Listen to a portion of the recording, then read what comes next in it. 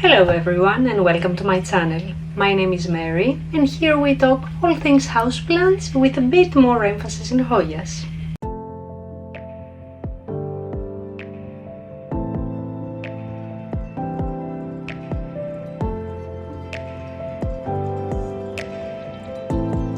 Today's video is a very different video to what I have done so far. And this is why I have decided to partake in a tag video. I'm not sure how many of you are following Wild Fern on YouTube. She's a plant content creator, one of the most successful, I have to say, lovely lady. I do not know her personally, but I have been following her myself for quite a while. And by the way, if you are indeed watching this video and you do not know Fern, I would be extremely surprised because she has hundreds of thousands, literally, subscribers, and I have just, I don't know, close friends and family, I would say. But anyway, so Fern started this idea of a plant tag video with the wins, the losses, the trends for 2026, some wishlist items, and I thought that is a great idea. So I was more than thrilled to take part as well and give you my perception. Of course, as those of you who follow me know, I mainly focus on Hoyas. That doesn't mean that I don't have other houseplants as well, like philodendrons or monsteras or a few others, but in reality 99% of my collection is Hoyas. So this is in what I am going to focus in today, answering these questions.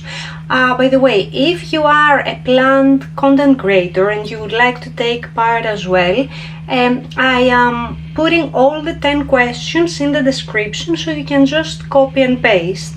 If you are just, like to watch the video and you don't create any content but you would like to answer any of this, please feel free to do this in the comments. I would be more than happy to see your view. So let's get started. Now I have all the questions here. The first question: what is a plant that you crossed off your wish list this year? Okay, I will be talking about Hoyas in this question for my answer, and I have to say probably two plants. One is my Hoya linearis. She has been in and out of my wish list because I could not possibly find an established plant to get. I don't normally get fully established plants, especially when it comes to Hoyas. I'm much happier to get cuttings and grow them myself. But because I have very successfully killed my previous linearis, I have decided that, okay, for this particular species, I will be doing an established plant. So I was super happy that I managed to find one. I have made a video very recently showing her. I can just put some b-roll on the side for you to have a look again if you haven't watched the video. But okay, this practically is like not exactly wish list Hoya, because I did have her in the past and I managed, as I said, to kill her. I would say that the second one that I can put in this list, like I cross off my wish list, let's say, is Hoya manipurensis. Hoya manipurensis had been on my wish list for a while, but I could not possibly find any cuttings. Very recently, probably I think in October, if I'm not mistaken, September, around that time, I managed to find one. Let me actually have her right here. And I have been growing here since then in pon, in semi-hydro with a wick system. She had some new growth that dried up on this stem. I'm not sure why this happened.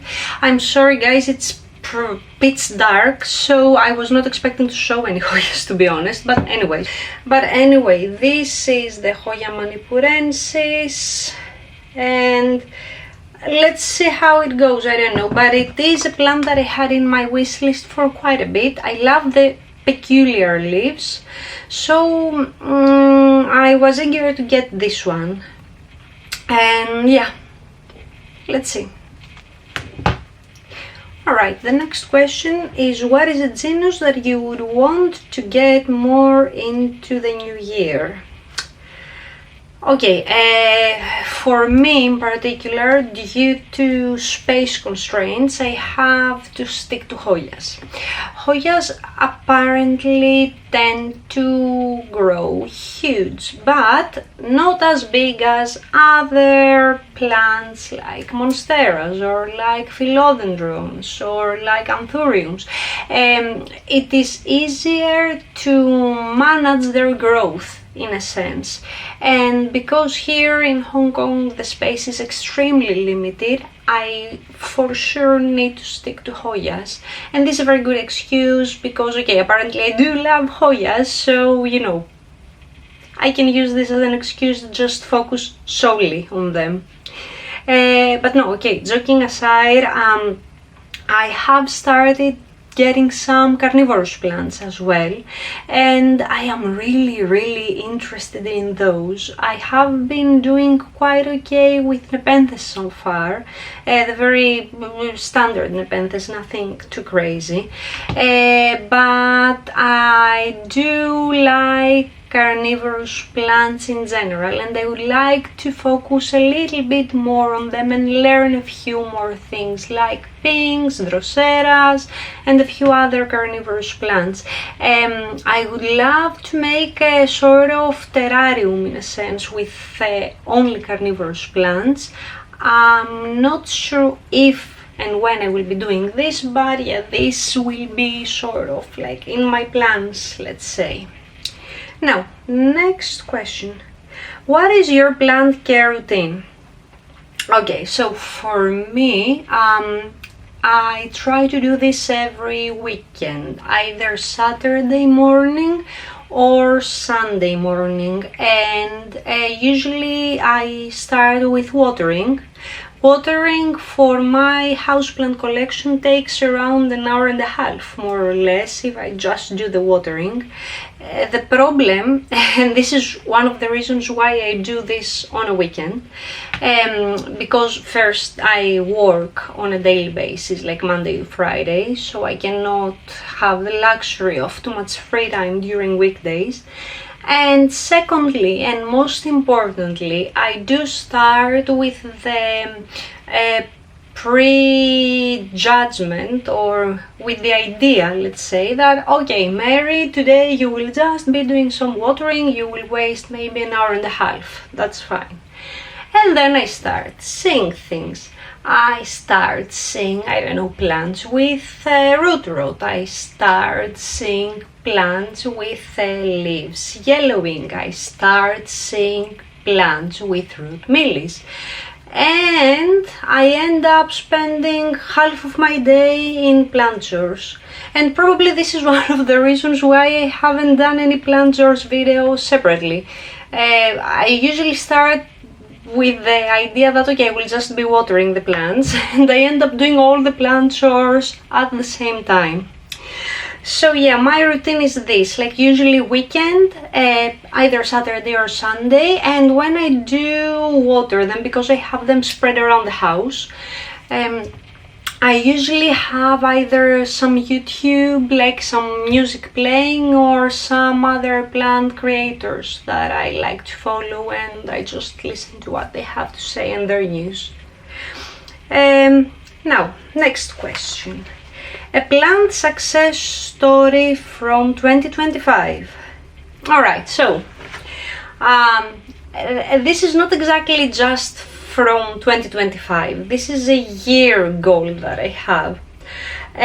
So every year I have towards the end of each year, I usually write down 5 goals that I have for next year.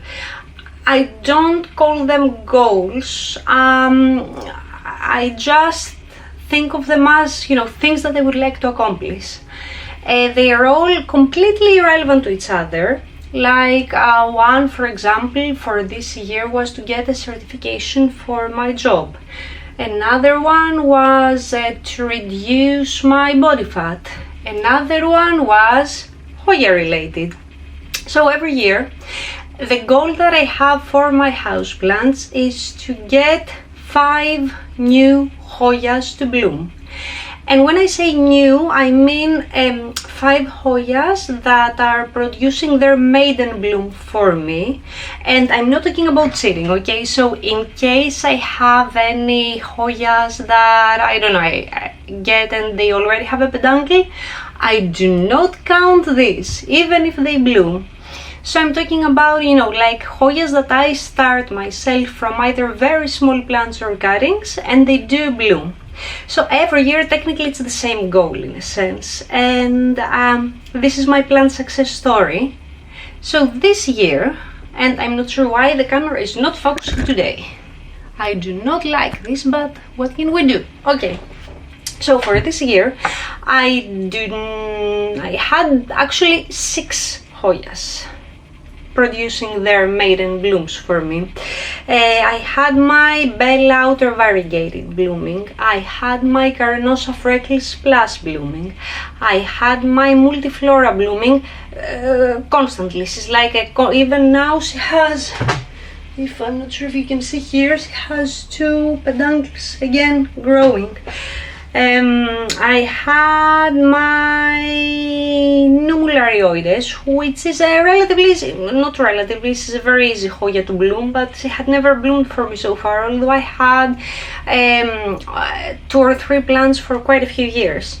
I had my Burmanica blooming for the first time, and I had both of my Mariliae also blooming for the first time and producing their maiden bloom. So I would consider this my plant success story in a sense, because although I do get some Hoyas for their leaves, I mean the ultimate goal for all Hoya collectors is to see their plants bloom. Now, next question, a plant failure from 2025. Okay, so I will give you 2. One is my fault, 100%. The other, I have nothing to do with it, I promise you. And I will explain what I mean. Firstly, the thing that I have to blame myself and only myself is that I successfully killed another Clemenciorum. I'm not sure why I'm doing this. I'm not sure what I'm doing wrong, seriously. Like, guys, I have tried everything with this Hoya. Like, I know now that I should not get another one because I will 99.9% kill the new Clemenciorum as well. I don't know what I'm doing wrong. I have tried PON, I have tried semi-hydro, I have tried normal chunky mix, I have tried like every possible combination and they all die on me. I don't know what's happening. Anyway, so yeah, this is a real failure for me because I've been trying non-stop. I love Clemenciorum, she's one of my favorite Hoyas. I cannot grow here. I don't know what's wrong.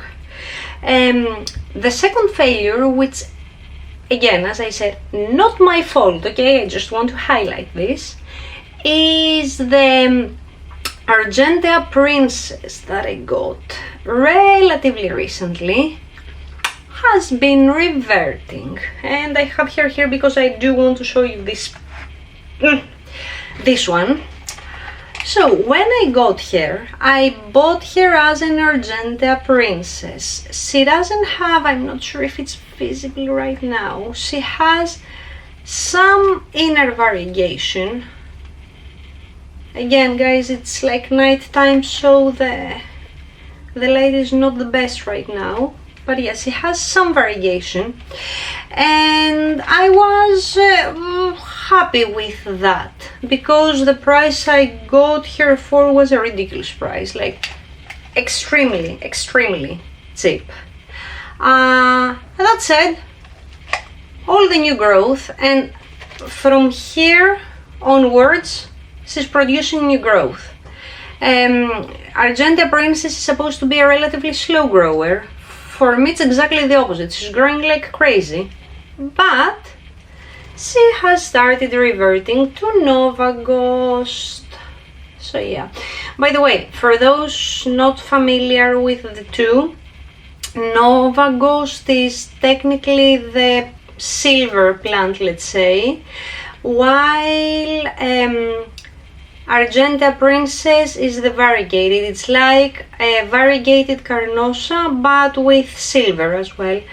I'm not sure if I'm explaining very properly. I'm super pissed with this plant. I will probably try to just chop here from the leaves where I had the last variegation, which is this one, and then just, I don't know, I already have Nova Ghost, so I don't know what I'm gonna do. I will probably give this to somebody because it's a very nice top cutting for Nova Ghost, but not for Argentea Princess. So yeah, this is my personal failure, which I have nothing to do with that because, you know, it's all her fault, not mine, but yeah. Alright, next question is a plant trend prediction for 2026. Fern in her video mentioned about terrariums, that they will become a trend because they're a bit less hands-on compared to proper houseplant care, and I actually do agree with her. I do know quite a few people that are downsizing at the moment their collections. I am not one of them, but I'm seriously considering to get rid of few of my plants. Remains to be seen. I haven't decided anything, so yeah, don't take my word on that. But terrariums, yes, will start becoming more and more popular. Actually, my next video, or one of my next videos, will be about a Hoya terrarium that I'm thinking to create for all my miniature leaf Hoyas. And terrariums, I have to say that are very nice. They're extremely low maintenance, like extremely low maintenance, and they don't need much in a sense. So that's why I would say that yes, this is one of the trends that for sure will be more and more popular in the coming year. For Asia in particular, because I am based in Hong Kong, I've been seeing a lot of platyceriums, like staghorn fern, for example. I've been seeing like cafes with platyceriums as decoration. I've been seeing like very, you know, like hipster places having platyceriums as their decoration. So I'm not sure if it's an Asia thing or if this will be spreading a bit, you know, like worldwide. But yeah, I think that platyceriums will become the talk of the town in a sense in the year to come.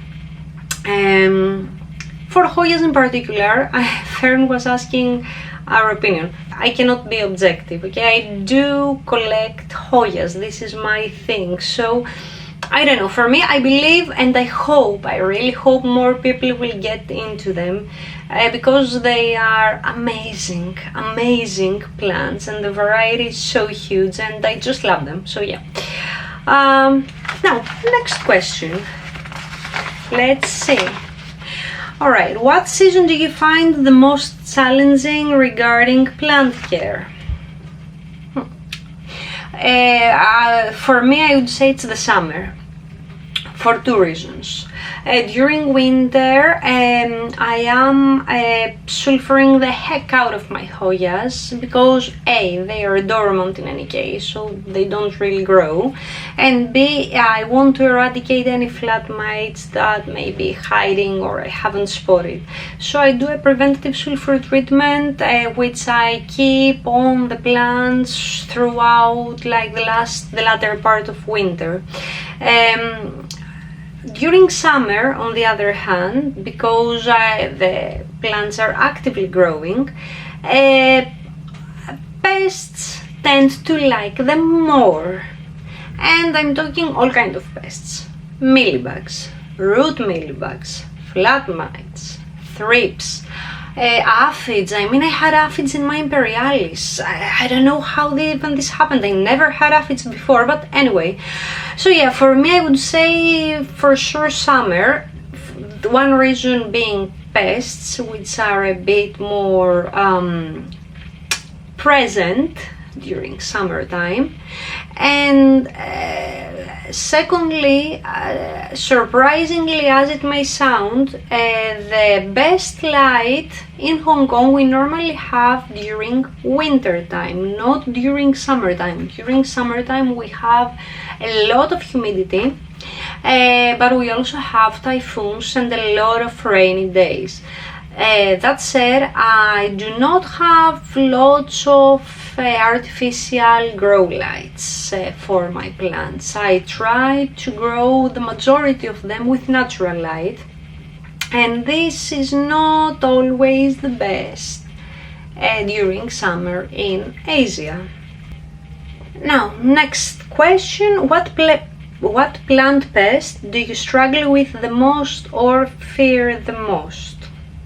Alright, I despise flat mites or broad mites, but they are easy to eradicate. I mean, I do not like the whole process with sulfuring the heck out of the plant for a prolonged period of time, because then I do not technically enjoy the plant. That said, okay, I would take flat mites any day compared to root mealybugs, for example. I am extremely annoyed with root mealybugs, extremely annoyed with them, and not because they are really hard to kill. For me, root mealies die with hot water. I may post a video in the future explaining the differences between mealybugs and root mealies, but yeah, for root mealies, the really annoying part is that sometimes if the infestation is too big, you don't see it on time. If this is the case, then there's a high chance that you will need to restart the plant. If you do see it on time, then you need to wash the roots, maybe remove the substrate, boil the substrate if you're using an inorganic mix like pon or leca, for example. If it's an organic mix, then you just throw it away. You need to disinfect the roots. So the whole process of like treating for root mealies is so troublesome. So troublesome that sometimes, if not most of the times, if the infestation is too big, I just prefer to take cuttings and throw in the trash the rest of the plant.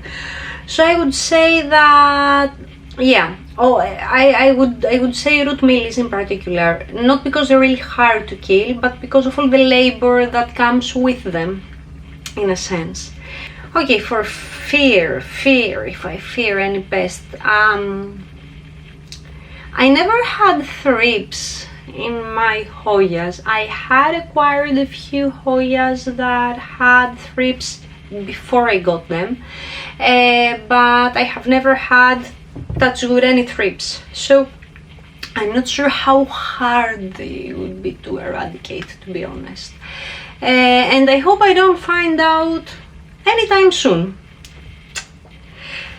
Next one, top wishlist plan for 2026. I have a huge, I don't exaggerate, huge wishlist with plants that I would like to get in 2026, or with Hoyas to be more precise. Right now, as we stand, I have a list of around 40 different Hoyas that I would like to get. I will be probably making a wish list. I'm not sure when I will be having the time to do all these videos. I may do this and post it beginning of 2026. I guess it still counts, I don't know. But yes, for the time being, let me tell you the two that I am really keen in getting. I don't think I will be getting any of the two in 2026. That said, we'll see about it. So first one being Hoya spartioides.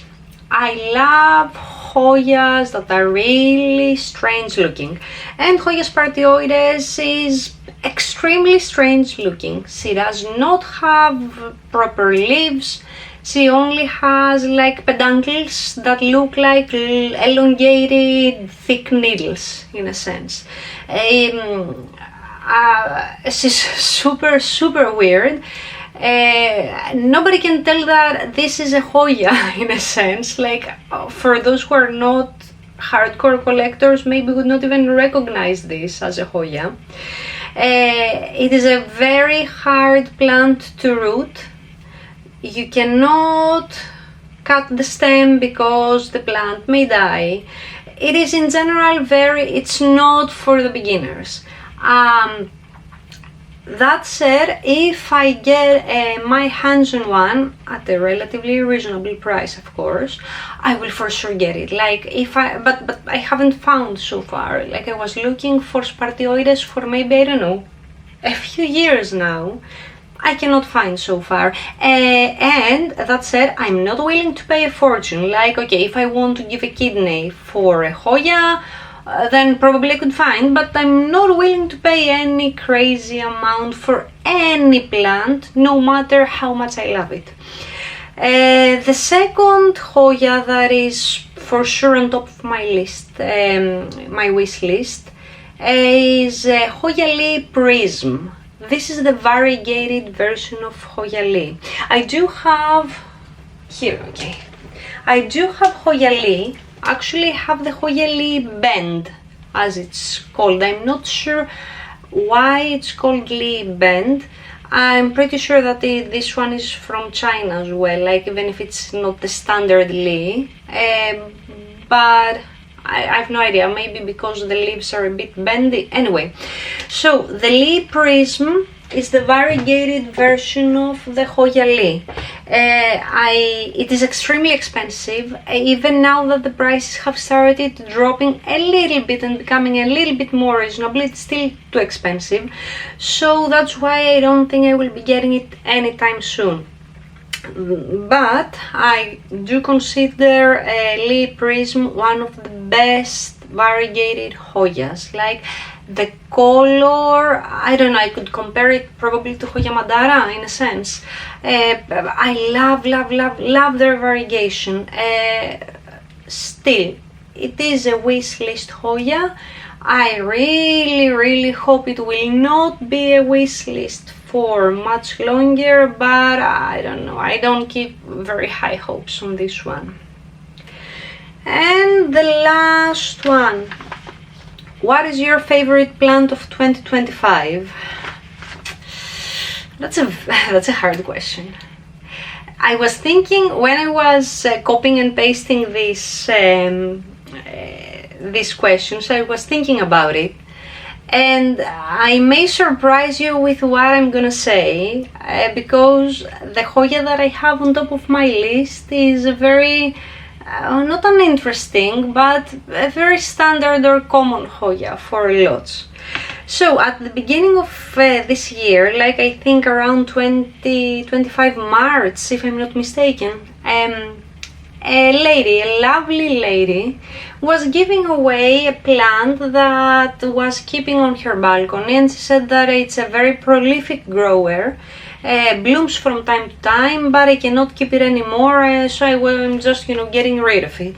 And I got an amazing, huge, not just big, huge Hoya, either Sunrise or Obscura. I'm still not 100% sure because it hasn't bloomed for me yet.